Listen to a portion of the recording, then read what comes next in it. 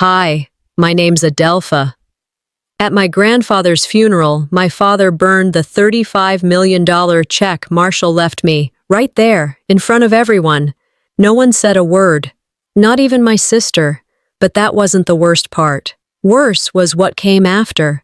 The quiet legal death they filed behind my back, the fake reports, the missing name, and the signature that wasn't mine, but was used to steal everything I'd ever been promised.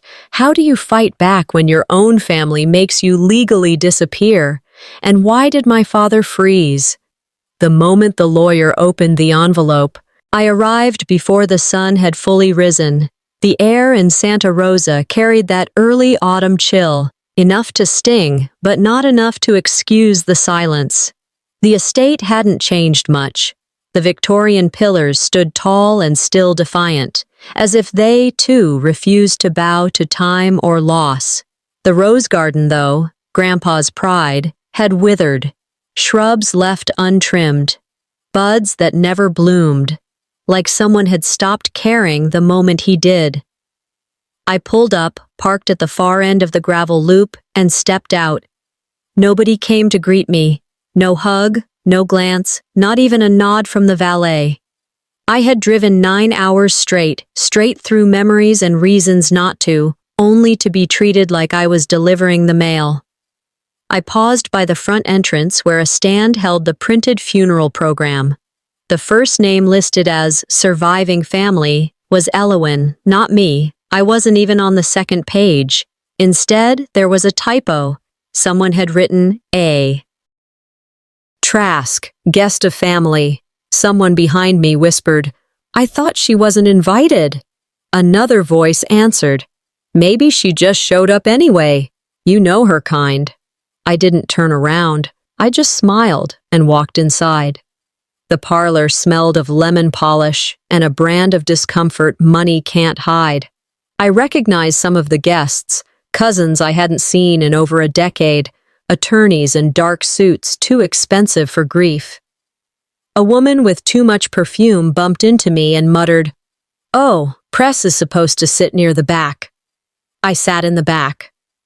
The service started, and the pastor's voice echoed in that way that always feels too hollow when everyone's pretending they knew the man better than they did. But I did. I knew Marshall Trask. I knew the sound of his laugh when he was halfway through a joke. I knew the way his hand shook when he poured coffee after his third stroke. I knew how he taught me to drive in that battered Chevy he refused to sell because, as he'd said, some things are worth more scratched. No one mentioned me, not once. They spoke of his dedicated grandchildren and locked eyes with Elowin each time. Elowin, with her crisp dress and calculated frown. She didn't look at me once. They treat silence like a strategy, not a sign of guilt. When it ended, people began murmuring about brunch, handshakes and hugs started circulating, and that's when Phoebe Skelton, our family lawyer, stepped forward. She cleared her throat. "If I could have just a moment, there's one last matter Marshall wished handled today." I stood, my legs stiff, my chest tightening. Phoebe opened a black leather folder, her voice measured and exact. Marshall Trask designated a financial gift to his granddaughter, Adelpha Trask, to be delivered immediately. Every head turned. Whispers died mid-breath. She pulled out a check. $35 million. Signed, dated. She didn't get to hand it to me. Leland, my father, moved faster than I expected from a man his age. He snatched the check midair, held it up like it disgusted him, then pulled out a lighter from his coat pocket. "This is what happens," he said, loud enough for the entire room to hear. "When you walk out on blood." He lit it.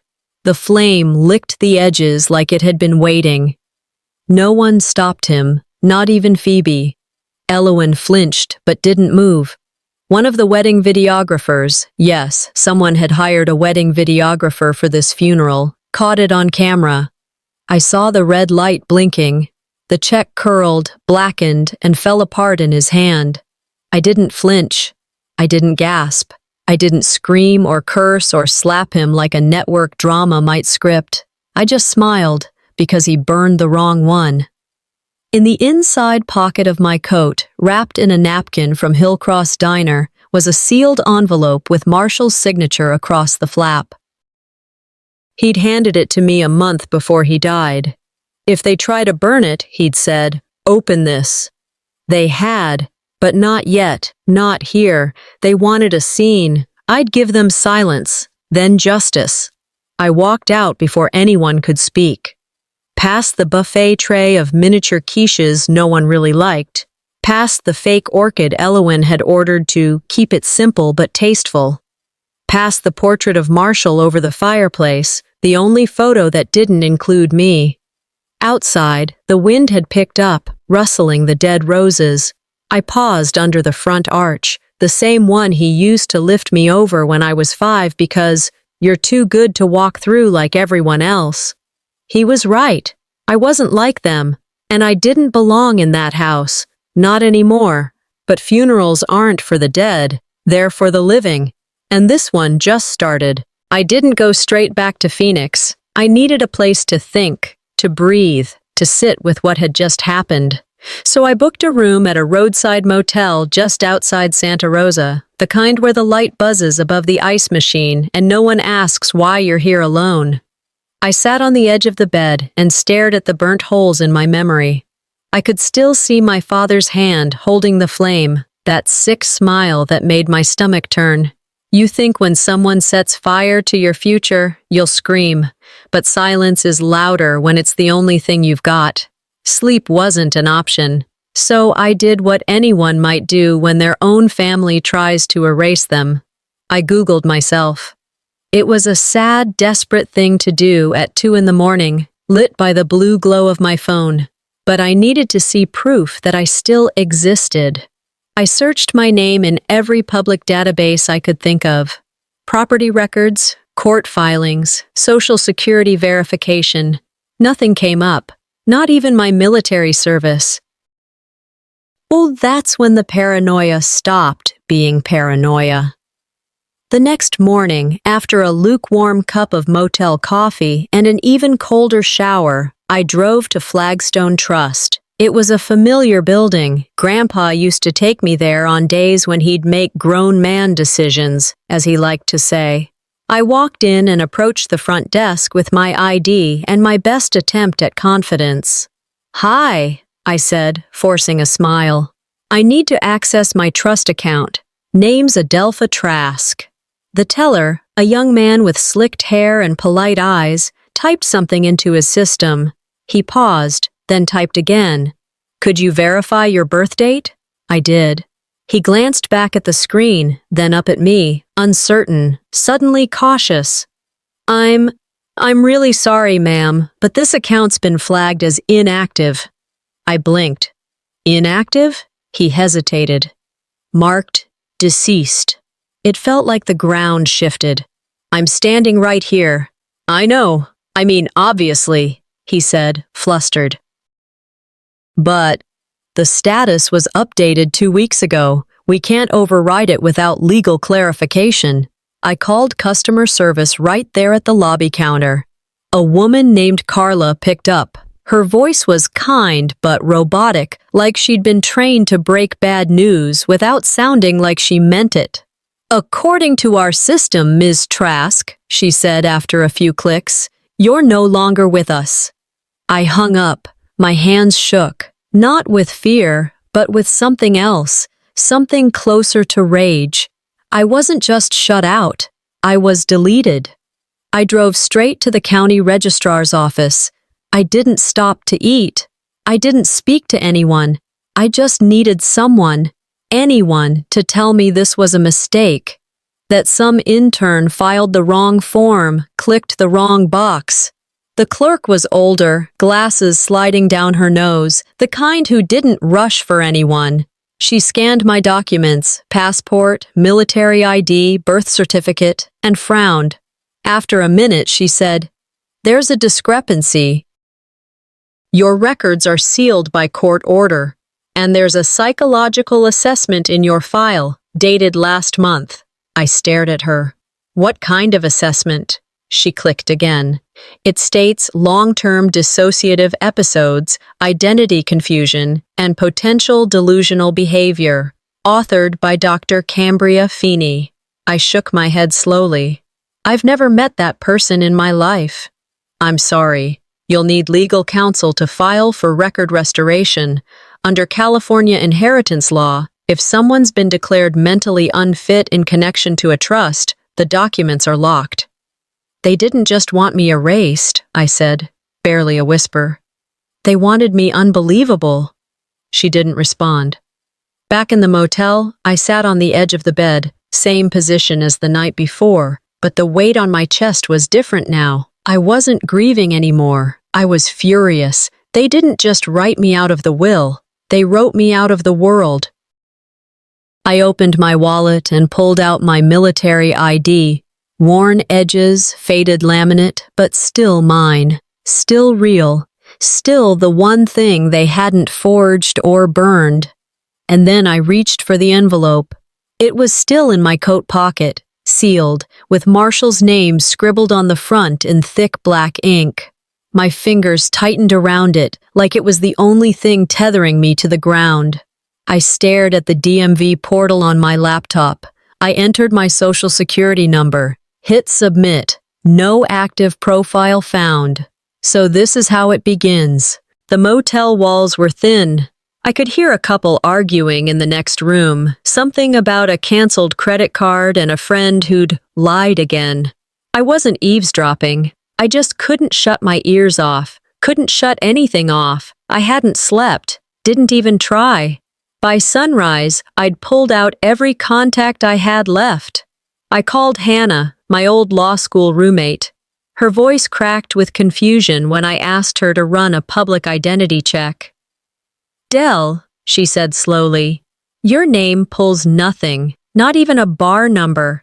Did you change your last name? I hadn't. I tried Brandon next. He served with me in Kandahar. He knew codes, systems, how to work around red tape. He called me back an hour later. VA's got you flagged. Not deceased exactly, but inactive, with a psychological hold.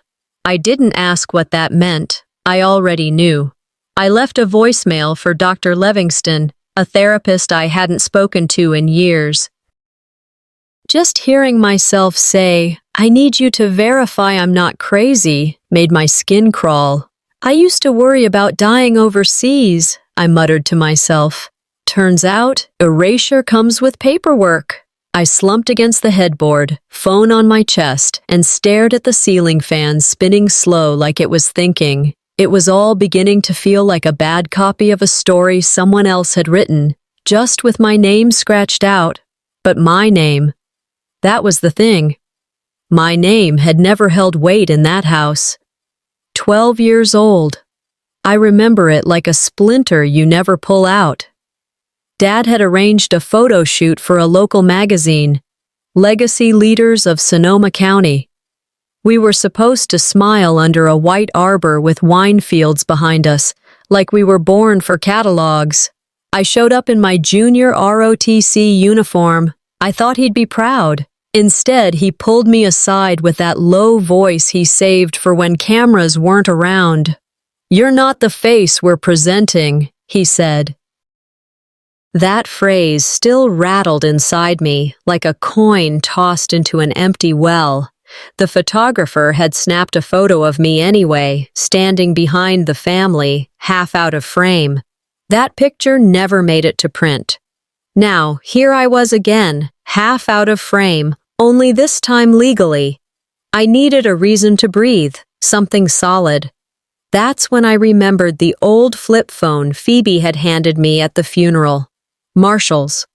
I hadn't powered it on yet. It took a while to boot up, and the battery icon blinked red.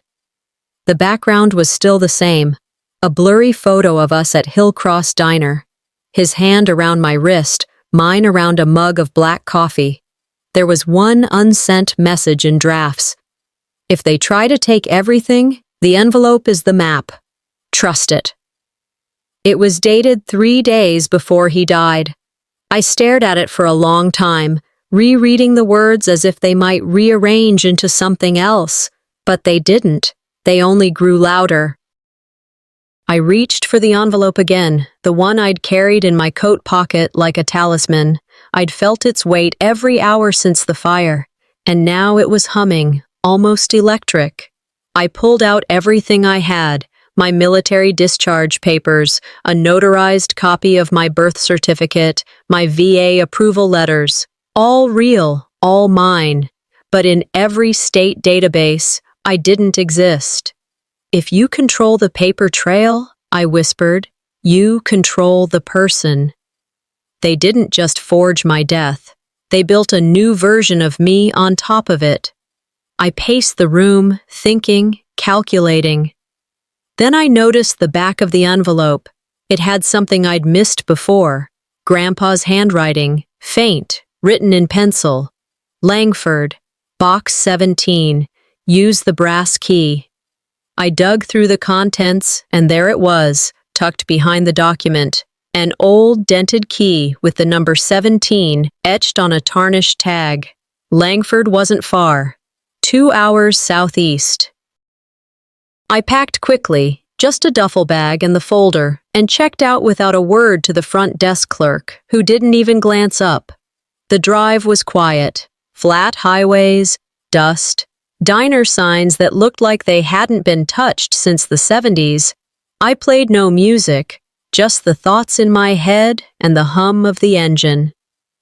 If they turned me into a ghost, I said aloud, maybe he built me a place to haunt back.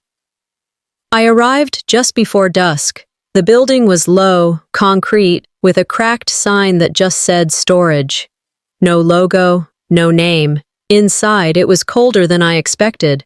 The woman at the front desk looked like she'd stepped out of an old noir film. Slick bun, gray blazer, no smile. "You got the key?" she asked without preamble. I handed it to her. She turned it over once, checked a clipboard, then motioned with her head. "Follow me." The woman led me through a corridor that smelled like dust and cold metal. Her heels echoed off the concrete, each step a warning that we were going somewhere meant to be forgotten. We passed door after door, no labels, no numbers, until she stopped abruptly and pointed. "Box 17, she said flatly. I nodded and reached into my coat. The brass key felt heavier now. Maybe because I knew it wasn't just unlocking a door, it was unlocking something Marshall had kept hidden for years, something he hadn't trusted anyone else to protect. The key clicked into the lock with surprising ease. I pushed the door open and found a single table in the center of the room. On top of it was a black folder, a sealed manila envelope, and a USB drive. The envelope had one sentence scrawled in sharp, deliberate letters. "Only open if they tried to erase you." I didn't touch it, not yet. Instead, I opened the folder. Inside were documents with official seals, thick paper, notarized stamps, wet signatures. My name was everywhere. Full control over Branton LifeWorks' humanitarian arm, bank account transfers to a secure trust, voting rights transferred away from the board, all filed, all legal. They weren't copies, they were the real thing. The check Leland burned, just a decoy, a spectacle, a distraction from what had already happened quietly, behind their backs. I stared at the first page, the signature at the bottom. Marshall's. Undeniable. "They burned the illusion," I whispered. "Grandpa left me the real thing." My eyes moved to the USB drive. I plugged it into my laptop, heart pounding. The screen filled with folders, everything labeled meticulously. Financial, legal, private notes. I clicked through. Power of attorney, security audits, transfer receipts. Every paper trail they thought they'd hidden or rewritten, he had backed up and time-stamped. My breath caught when I found the final folder. Contingency. I opened it. That's where I found the emails, Dozens, between Leland and a man named David Klein, an attorney I'd never heard of. But the tone, the details, it was clear. This was the lawyer Leland hired to replace Phoebe Skelton, the woman who had served our family for 2 decades. The emails were dated just 2 weeks before the funeral. Subject lines like asset reassignment strategy and invalidation of unstable beneficiary stared back at me like slaps. In one, Leland wrote, "She'll try to come back. She always does. Discredit first. Seal the file. The mental health clause gives us cover." I slammed the laptop shut and sat down hard on the concrete floor. It was colder than I expected. He didn't just cut me out. He rewrote the whole damn stage. This wasn't about legacy or grief. It was about control, image. Manipulating memory until it fit whatever story made him look like the patriarch worth listening to. My jaw clenched. My fingers were numb. I hadn't realized I was shaking until I dropped the USB. This was never about inheritance, I muttered. It was about recognition. That's all I'd ever wanted. Not the money, not the company, just to matter enough that they didn't get to pretend I never existed. I picked the USB up slowly and stared at the envelope again. I didn't need to open it yet. I already knew what it meant. He saw this coming, all of it.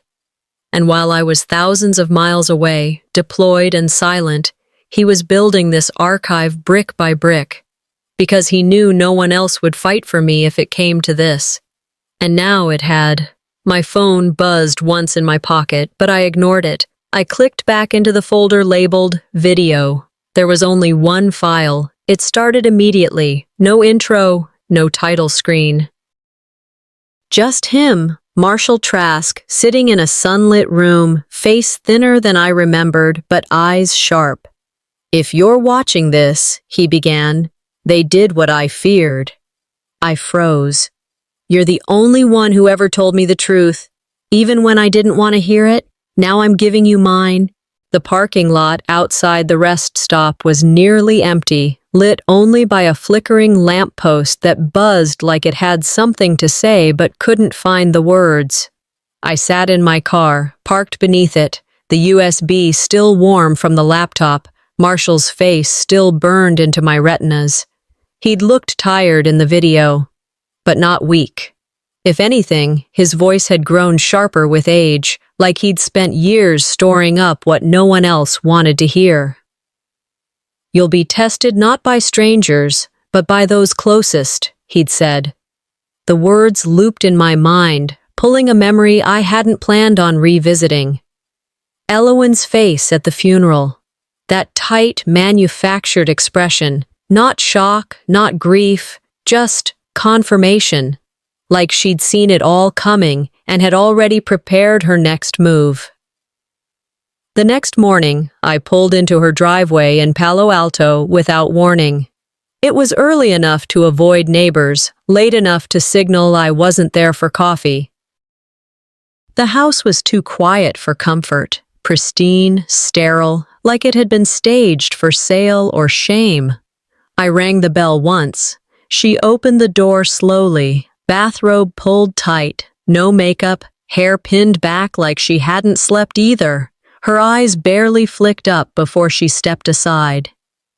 "You weren't supposed to come back," she said, not looking at me. I walked past her into the living room without waiting for an invitation. "You already knew he left it to me, didn't you?" I asked. She exhaled. "I saw the early version of the will. I wasn't supposed to, but I did." "And?" "Dad said it was a draft, said Grandpa wasn't thinking clearly anymore." "So you stayed quiet?" She didn't deny it. "I was protecting what was stable." "You mean what was convenient?" Her jaw tensed. "You think I wanted this?" she snapped. "The lawyer, the media, the accusations? Do you have any idea what it's like to live in a house built on a name you never earned?" I stayed silent. Elowen's voice cracked then, just enough to reveal the hairline fracture beneath the polished glass. You always got his attention, even when you weren't around. I worked, I stayed, I carried everything, and still, you were the one. I didn't move. I didn't raise my voice. I didn't even blink. Jealousy wears many masks. Elowen chose the one that looked like duty. She sank into the nearest chair, staring at her hands like they held the answers.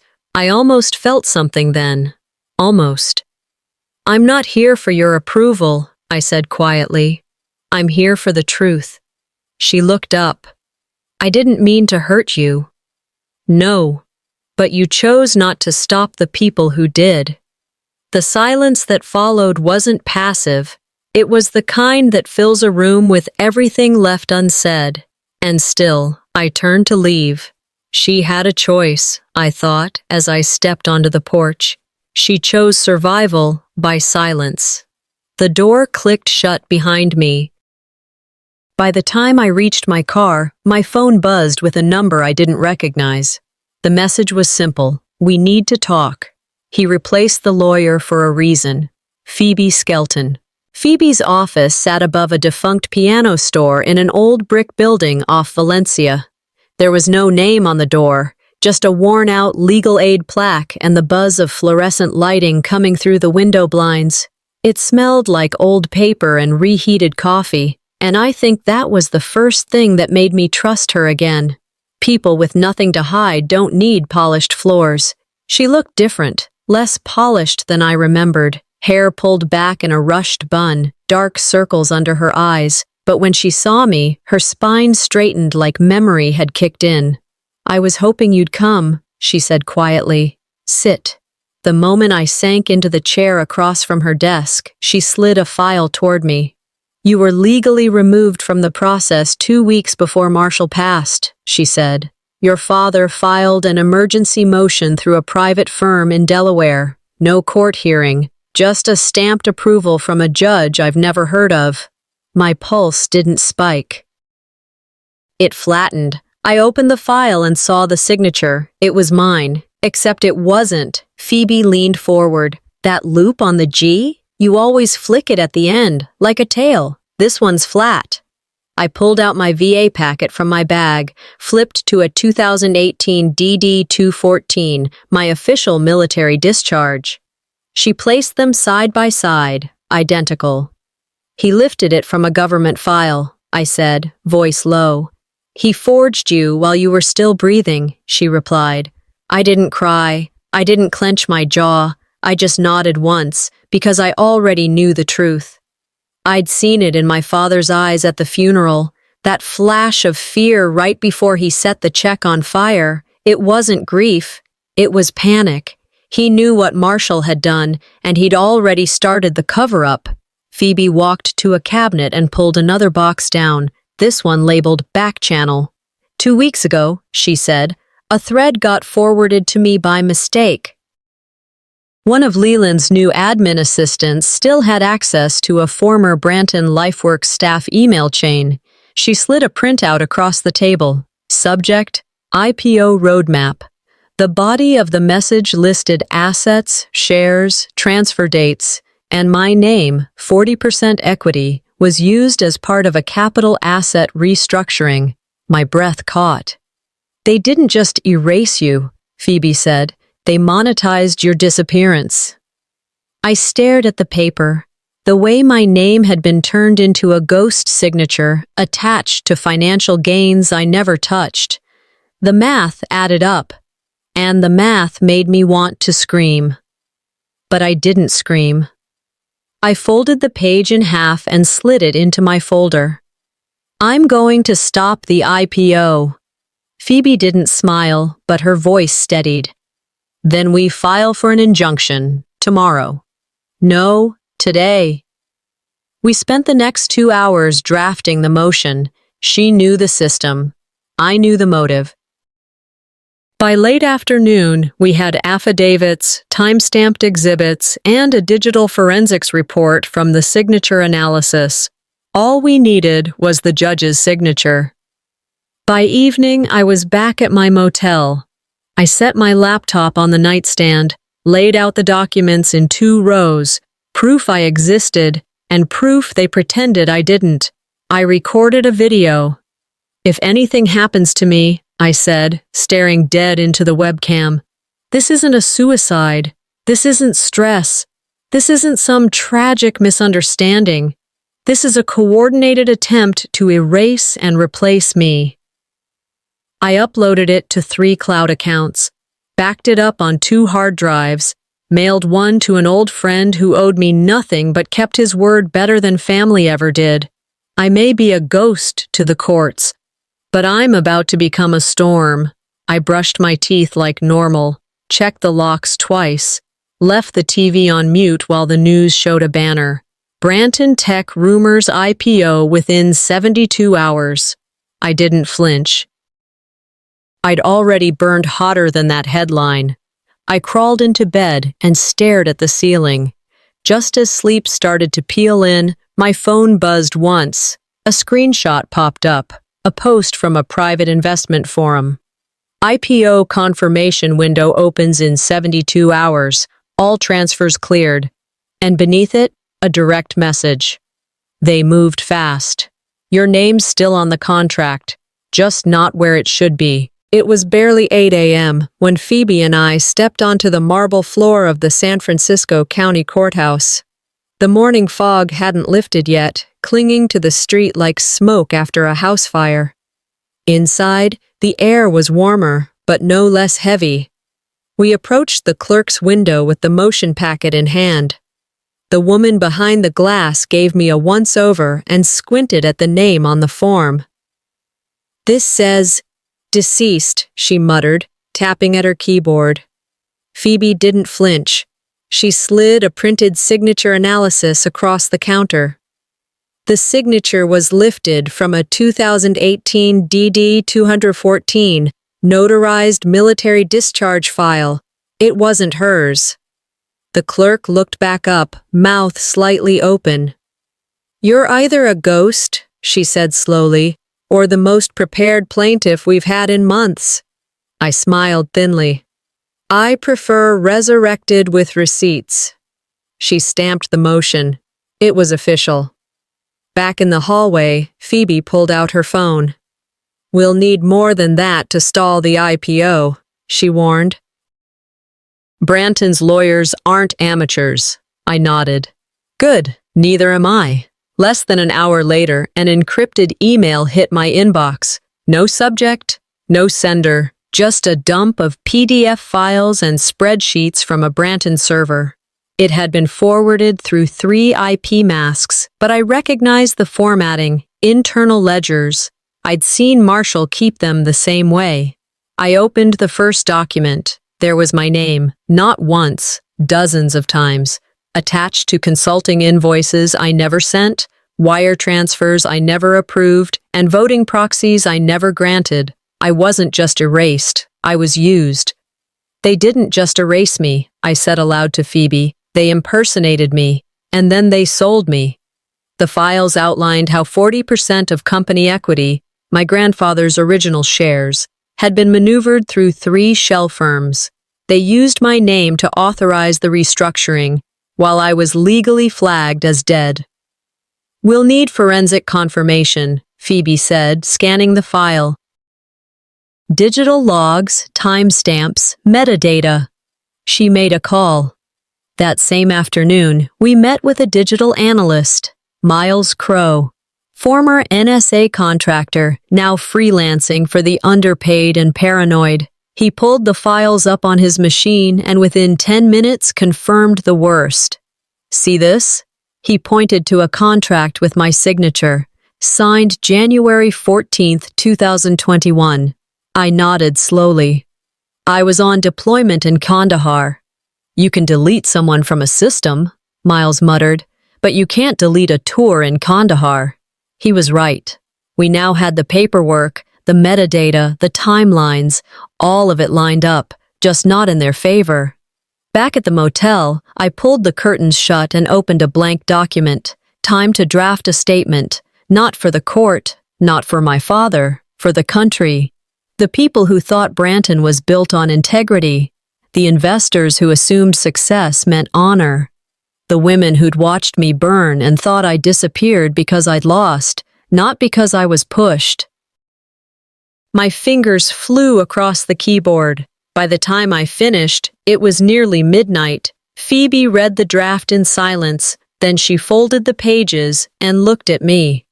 Once this goes public, it doesn't go quiet again. I met her gaze.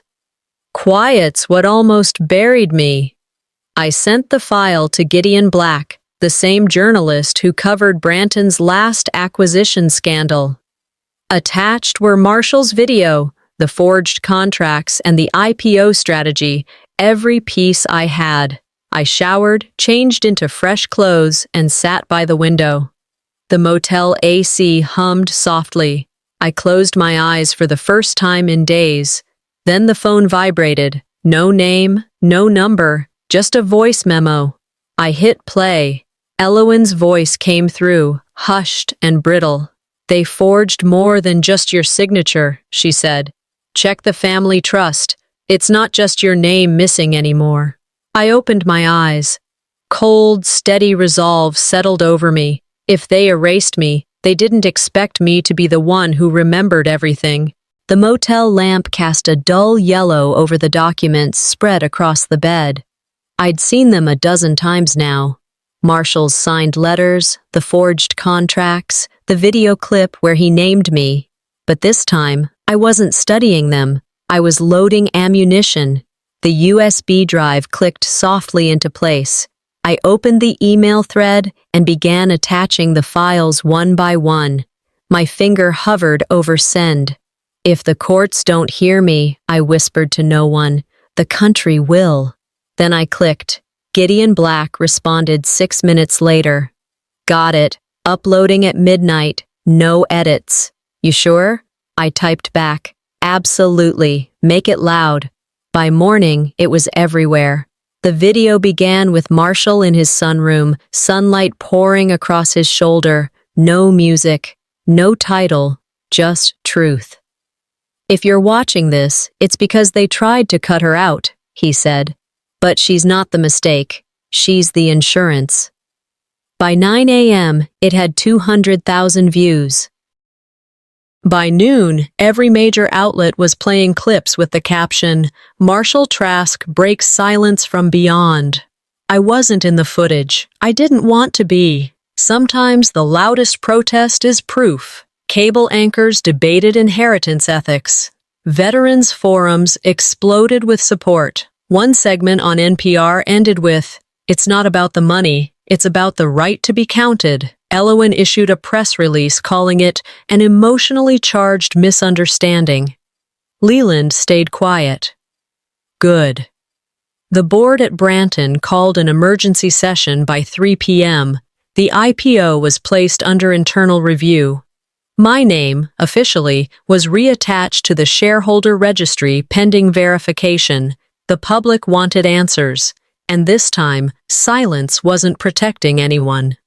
That evening, I received a message from someone I hadn't spoken to since Marshall's last birthday party, a former family accountant named Jerry Stern. His email was short. "There's more. The trust wasn't just changed. It was gutted." I called Phoebe, met her at a diner near the courthouse. She slid me a folder before the coffee even hit the table. "They're scrambling," she said. "Trying to find legal footing now that the video's public, but we've got them cornered." "They think I wanted revenge," I said, flipping through the papers. "I just wanted the right to exist again, in truth." She didn't speak, just nodded. Later that night, I walked alone along the edge of San Francisco Bay. It was quiet, the kind of quiet I'd grown to hate, but this time, it didn't feel like absence. It felt like clarity. I didn't feel triumphant. I felt seen. I wasn't Marshall Trask's mistake. I was his last move, and I was about to become their reckoning. As I stared out at the water, my phone rang. Phoebe again. "The judge just called," she said. "Emergency hearing. First thing tomorrow. They want you in person. I didn't hesitate. Let's finish what they started. I stood alone in front of the courthouse steps, clutching the folder that had become my armor. Phoebe had gone inside ahead of me to prep the hearing room. I waited until the last of the media cameras finished snapping shots of the building and moved on, bored by the silence. Let them be bored.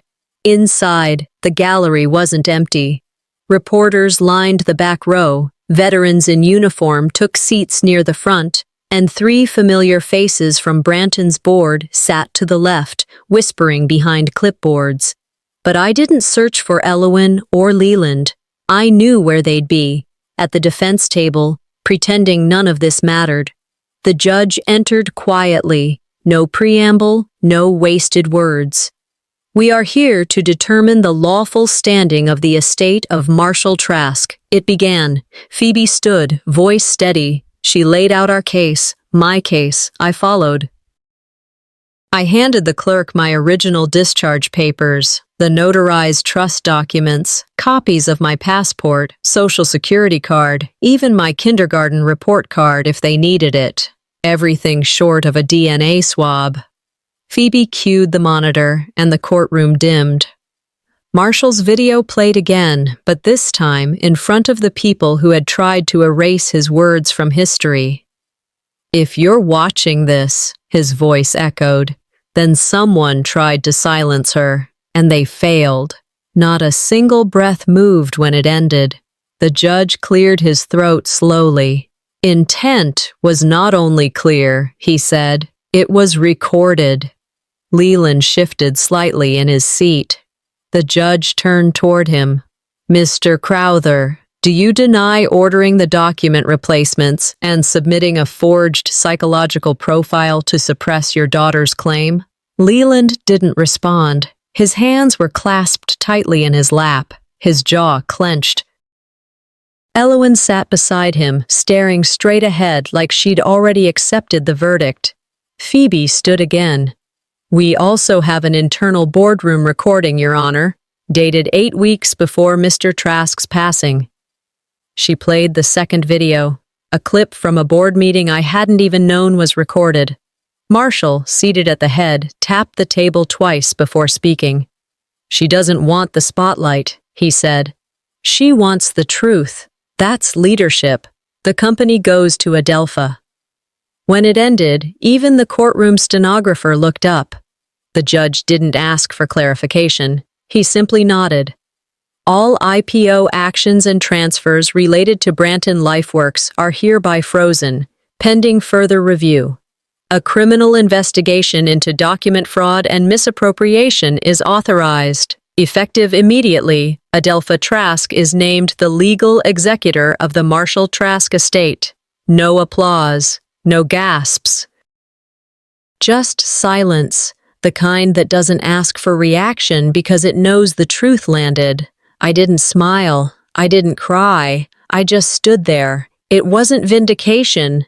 It was correction. As we exited the courtroom, a former Branton employee I recognized, Janine, from accounting, brushed past me and slipped something into my hand. A folded slip of paper. I waited until I was outside to open it. The handwriting was rushed, almost shaking. The trust isn't just money, it's access, and they weren't done. Just then, my phone buzzed. A notification from my banking app. New account activity detected. Location, Delaware. I looked up at the courthouse, then down the steps toward the street. Winning isn't the end. It's the start of the real war. Outside the courthouse, the press was relentless. Microphones shoved forward, cameras flashing, voices overlapping like a tidal wave of curiosity. I didn't stop for any of them. I kept walking, documents in hand, eyes straight ahead, not for drama, not for victory, but because I wasn't going to flinch now. By that evening, news of the ruling had gone national. Trask inheritance reinstated, the headline read on one site. Daughter declared dead reclaims legacy, said another. Veterans groups began issuing public support. My name trended online, next to Leland's, but for opposite reasons. Where mine carried words like bravery, resilience, and justice, his came with fraud, conspiracy, and one commentator's brutal line. He taught us legacy was everything, then tried to destroy hers. I wasn't celebrating. I was sorting through the damage. I met Elowen at a park near the Trask Foundation's old headquarters. She sat on a bench, hands folded so tight they looked like they were fighting each other. Her face had changed, less steel, more shadow. "I need to say something," she began, voice hoarse. I nodded. "I was the one who gave Dad the check," she admitted. "He told me it was ceremonial, that it wasn't real. I didn't know. I didn't think he'd actually burn it." I didn't interrupt. She kept going. "I signed some papers, too, for estate protection, I thought. I didn't read them." "Did you ask questions?" She looked down. "No." "You didn't think he'd erase me?" I asked. "I didn't think he'd go that far," she whispered. "But I also didn't stop him." I sat beside her, but didn't get close. The air between us was heavy with years of imbalance. "Elowen," I said gently, "I know what it's like to want to belong to him, to prove yourself." She looked up, hopeful. "But we don't prove loyalty by being silent when wrong things happen. We don't protect family by pretending truth is a threat." Her eyes welled. "Do you think, someday, we could rebuild something?" I exhaled. "Forgiveness isn't the same as forgetting," I said. "And you taught me how not to forget." She nodded slowly, then stood. She didn't look back. I watched her disappear into the distance, shoulders dropped, steps unsure. Back in Phoebe's office, the tone was different. "Trust has been reinstated," she said. "Your name is on every document now, no exceptions." The new board meeting was scheduled for the following Monday. I'd be chairing it. I walked into Marshall's old office 2 days later. Nothing had been touched. The same worn leather chair, the framed photo of him with a group of Afghan children from a mission trip decades ago, and on the desk his old fountain pen still resting across a blank legal pad. I sat. I didn't win a war. I reclaimed a name. Later that afternoon, a courier arrived. An envelope, old but sealed. Inside was a legal document for a secondary trust Marshall had created, one I hadn't known existed. It wasn't in my name. It was in the name of future beneficiaries of legacy reclaimed. There was a note attached in his handwriting. "If she survives the fire, she'll know what to do with this." I arrived before the cleaning staff. The Branton executive office was still locked in that eerie stillness of buildings that had just witnessed their own undoing. I swiped my new badge, stepped through the glass doors, and walked down the corridor lined with portraits, family faces frozen in the amber of public legacy. None of them included me. Leland's frame was last on the wall, hung directly across from the conference room. I stood in front of it for a long moment, then reached up, unhooked it, and leaned it face down on a nearby chair. No announcement, no speech, just silence, and a door closing softly behind me. Phoebe had offered to meet me that morning, but I declined. There were things I needed to do alone. I wanted the weight of it to land fully, without buffers. This wasn't about replacing anyone. It was about resetting something that had never been square. At 11:15, Elowen showed up. She didn't knock. She stepped into the office like it was still hers to walk through, but she hesitated just long enough at the doorway for me to see the difference. "I won't take much of your time," she said. I nodded once, motioned toward the second chair. She didn't sit. "I've been thinking about everything," she started. "Not to justify it, just trying to understand it." I didn't speak. Elowen folded her arms, the way she always did when she felt vulnerable but refused to show it. Did you ever want to come back? Like, before all this? I leaned back slightly. I just wanted to matter enough not to be erased.